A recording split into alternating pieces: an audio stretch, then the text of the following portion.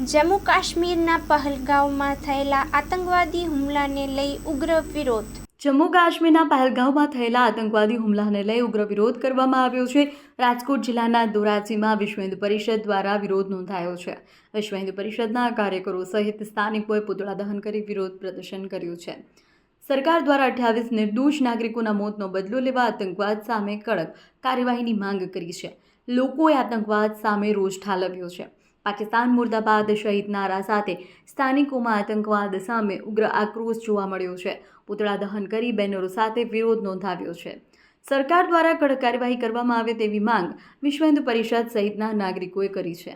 અહેવાલમાં ન્યૂઝ કૌશલ સોલંકી, ધોરાજી। દલસુખભાઈ વાગડિયા, વિશ્વ હિન્દુ પરિષદ ધોરાજી પ્રખંડની પ્રમુખની જવાબદારી છે। પહેલગામ કાશ્મીરની અંદર જે હિન્દુ ઉપર હુમલો થયેલો છે તેને તે મૃતકોને શ્રદ્ધાંજલિ આપવા અને જે આતંકવાદીઓનો સ્કેચ જાહેર થયો છે એ આતંકવાદીઓના પુતળા દહન કરવાનો આજે ધોરાજીની અંદર કાર્યક્રમ ગેલેક્સી ચોક ખાતે રાખવામાં આવેલો હતો। શું કહેશો આ બાબતે જે ઘટના બની છે બાબતે? આ બહુ દુઃખદ ઘટના છે। ખરેખર આની આપણે કલ્પના પણ ના કરી શકીએ, પણ વિચારીએ આપણે કે ધર્મ પૂછી અને ગોળી મારવામાં આવી છે એ ખરેખર એક બહુ દુઃખદાયક ઘટનાઓ છે। હિન્દુ તરીકે તમે શું કહેશો?